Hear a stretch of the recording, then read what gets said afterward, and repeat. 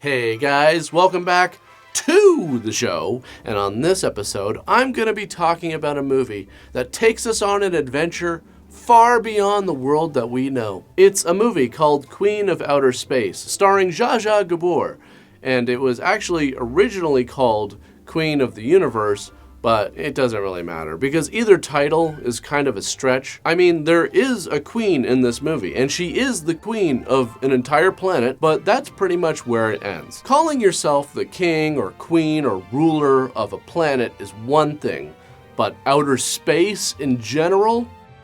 Come on, it's a little ridiculous. Do you really want to rule over everything? That's an insane amount of responsibility. Do you know how many emails you'd wake up to every day? I have a hard enough time just being responsible for myself. That's why I don't have any pets. Somebody gave me a succulent plant for a gift for my birthday back in the spring. I screwed that up. It's dead. I couldn't even figure that out. Anyways, the movie is from 1958, and the story takes place in the future, 1985, at this space center where they get to dress in these cool, futuristic space uniforms. And I don't know what's about to happen here. I'm assuming those are some kind of telephones on the table. So they call in Neil, Mike, and Larry to meet Professor Conrad, and they tell them that their mission is to take him up to the space station. And they're all like, wait, what? That's it? And I don't blame them, because this is just an escort mission. Those are never fun. Anybody who plays games knows exactly what I'm talking about. If I was king of the world, I would actually ban them. Punishable by, not death, that's a little extreme. Punishable by playing exclusively escort missions for 10 years. That's a little much. 2 years. So Neil is like, but we wanted to go to Mars. And the guy is like, too bad. This is the mission. Apparently, shit is going down on that space station and you need to check it out. So here we go. It's launch day. Mike still isn't happy with the mission, even though he's still getting to go into space. What's important about a taxi run to that bus depot up there? Professor Conrad comes in and he's like, hey, I heard you've been talking shit about my space station.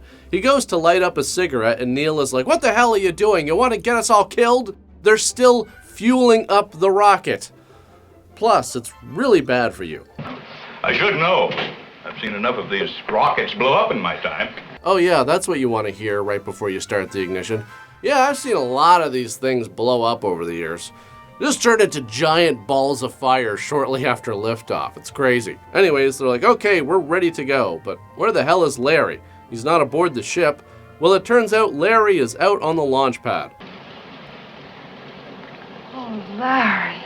So basically, the launch of this spaceship has to be delayed because this guy wants to feel up his girlfriend one last time. So they get ready for liftoff, which basically means the doctor lies down on a bed with some seat belts, and the others do the same in their futuristic lazy boys. And I don't know, maybe it's just me, but this just doesn't seem that secure.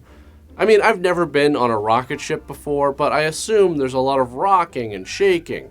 At least give me the shoulder straps, so that I don't have the fear that if this thing suddenly jolts, the lap belt isn't gonna slice me in half. So here we go, the ship takes off and it looks as if Larry's girlfriend is still on the launch pad.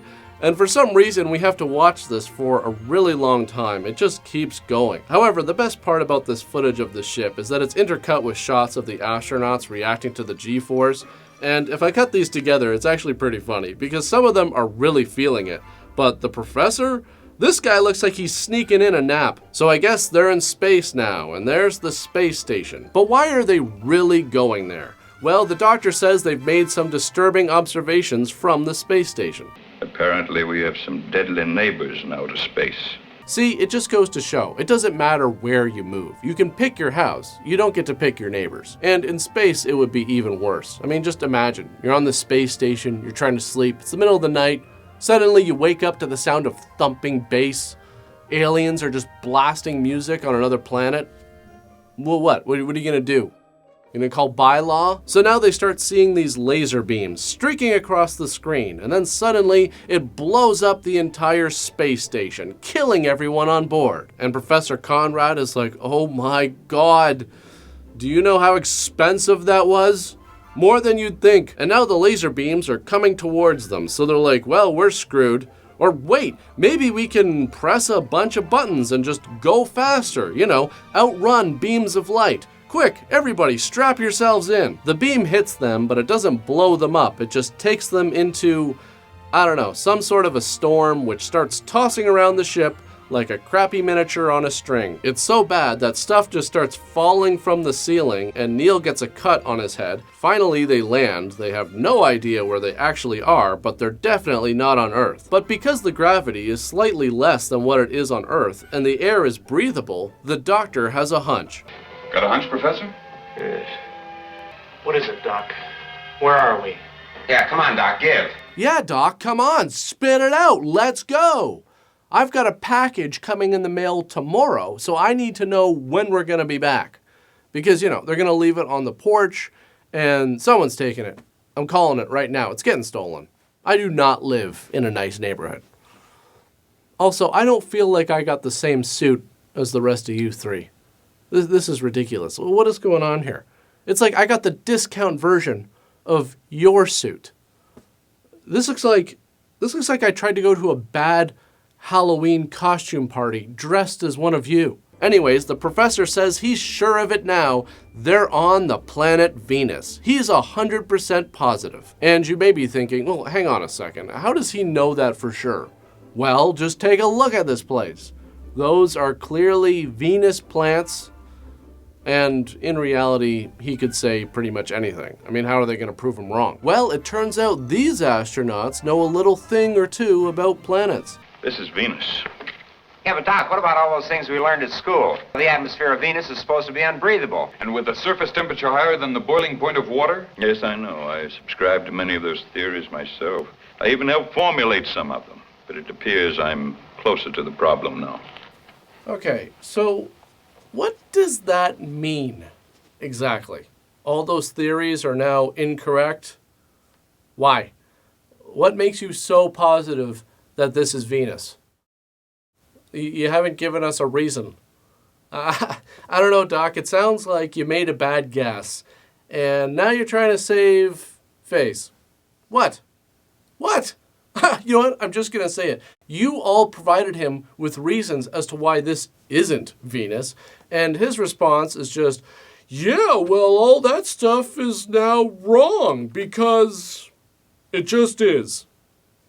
They decide to go to sleep, and Larry volunteers to keep the first watch, but he's still worried about aliens. Neil says he'll be fine and that the fire will keep them away. And it's like, how do you know that, Neil? Literally everything we're seeing is brand new. What if the aliens like fire? What if they eat it for breakfast? What if they're made of fire? Anyways, now it's the morning, and Mike is sleeping during his watch. You're supposed to be staying awake, Mike. Looks like he had one job and he couldn't do it. I'll tell you right now, I have a hard enough time getting to sleep as it is on this planet. I would have no problem staying awake in that situation. My anxiety would reach levels never seen before in a human being. I mean, you have no idea what kind of weird, twisted alien shit could be right around the corner at any second. What if it's some kind of a spider with really long legs that could suddenly stretch out and grab you? What about that? You think about that? And here comes the aliens, but it turns out they look exactly like women from Earth with the same kind of hairstyles and clothing for the time. Okay, I'm gonna be honest with you. I'm a little disappointed. As a viewer, I mean, obviously, if I was in the situation, best case scenario. But as an audience member, I kinda had my hopes up for the giant spider. I mean, the body of the spider wouldn't be that massive, but the legs would just be incredibly long. And like I said, you know, they could stretch out like Mr. Fantastic. And, okay, I'm gonna be honest with you. I may have been a little high when I was writing some of this, and I'm starting to see that now. So it turns out the women also speak English, because of course they do. And they take the men back to their base at gunpoint. And this is when they realize, hey, this whole place is filled with women and only women, and they seem to have a negative predisposition towards men. I hate them! I hate them! I hate them! I hate them! I hate them! Okay, so maybe this wouldn't be the best case scenario exactly, But if I was in this situation, I'd still be okay with it. You know why? Because if everybody hates me, the pressure's off. You're in a situation where you know exactly what everyone thinks of you. There's some freedom to that. Yes, they dislike you, but you don't have to go around being like, geez, I wonder if they like me. I wonder what they think. You know already. So you don't have to spend any time worrying about trying to impress anyone. Which means you don't have to hold your farts in either. That's a bonus. I mean, seriously, they already hate you. There's nothing left to lose. You might as well be hated and comfortable rather than hated and bloated. I'm just trying to find the silver lining here, folks. So Larry is obviously the thirsty one in the group, and he's checking out all the women. You're not fooling. How do you like that blonde? Perhaps this is a civilization that exists without sex. And that would suck, yes, but just for a second, imagine being the person who introduces sex to an entire civilization. You gotta think, there's bound to be a parade for you at some point down the line. And that would be fun. You get to ride on a float, like waving at people and shit. So in walks Ilyana, the Queen of Venus, who tells them, of course we know English. We've been monitoring the electronic waves from Earth for years, and they can't let them go back to Earth, otherwise they think they'll start a war with Venus. And I gotta say, I would be really freaked out in this situation. I mean, you're on a different planet, everybody seems to hate you, they come in wearing these masks, and this is clearly not an eyes wide shut type situation, and then they tell you they can't let you leave because you'll start a war with them?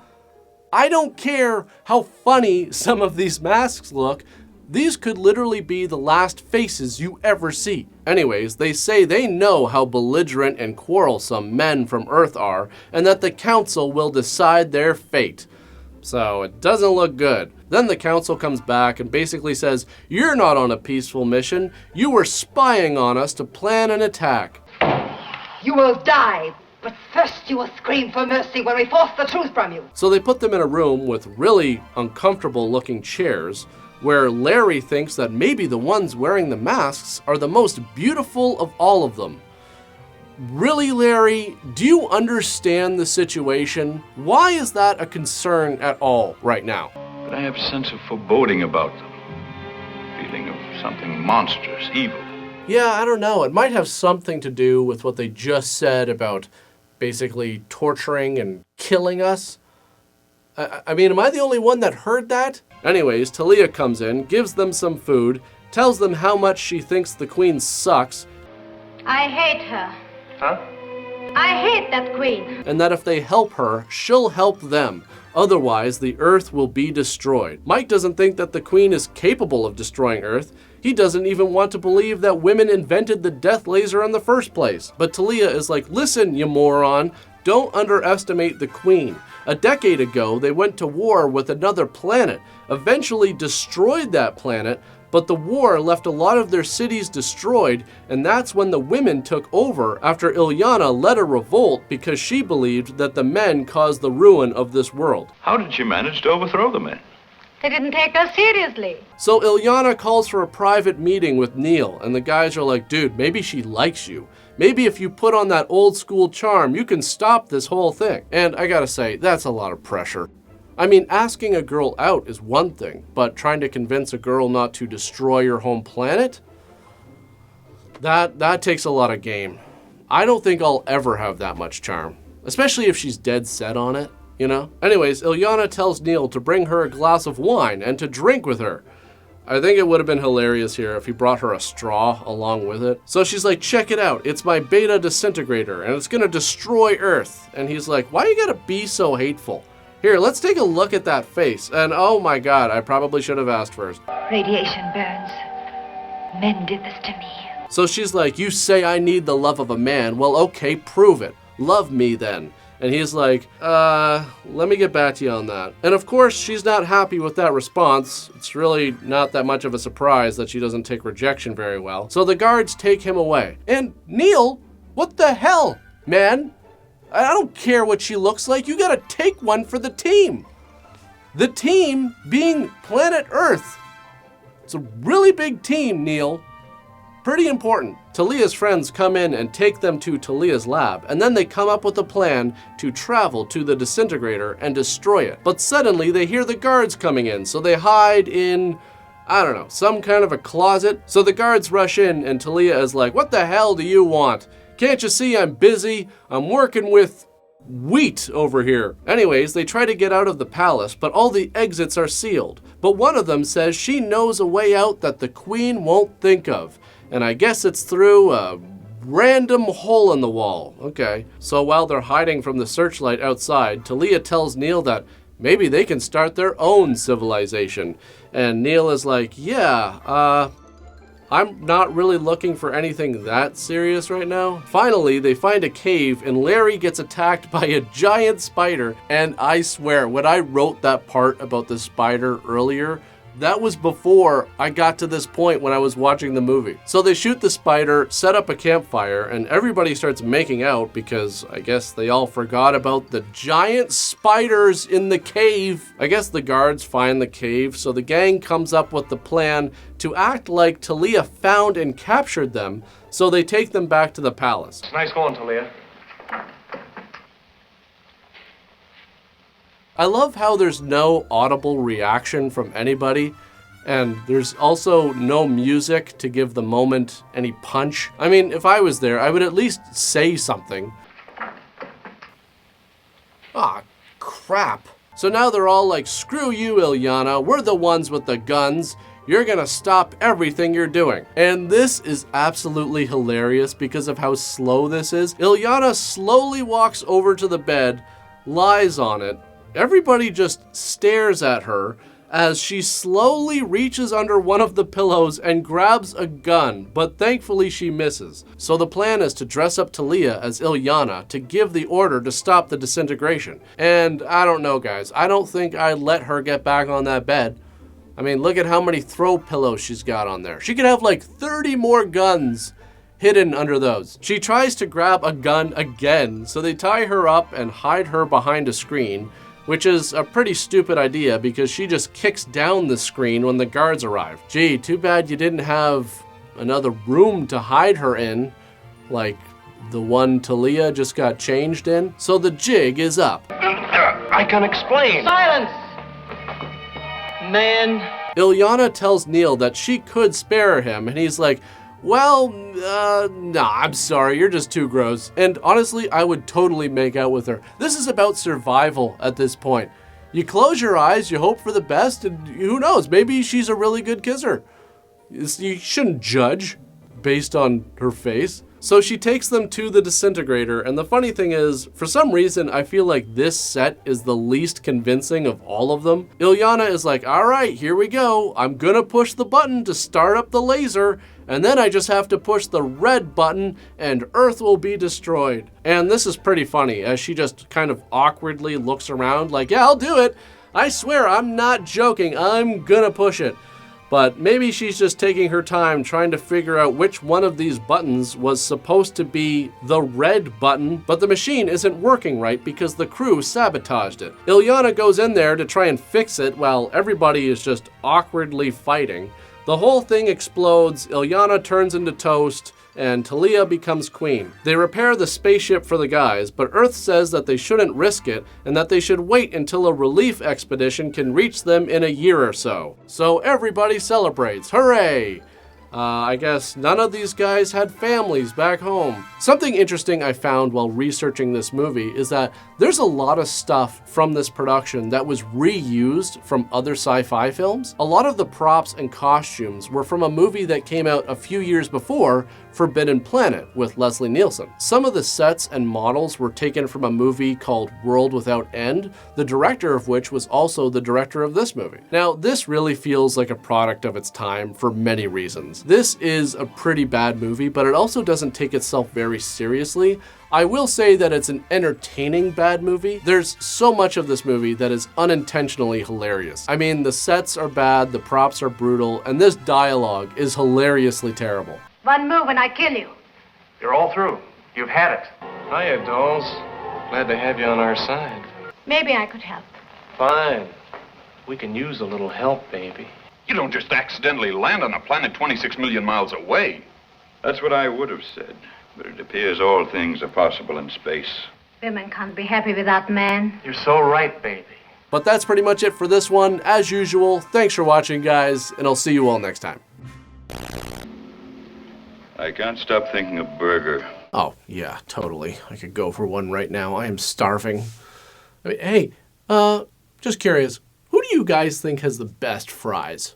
Yeah?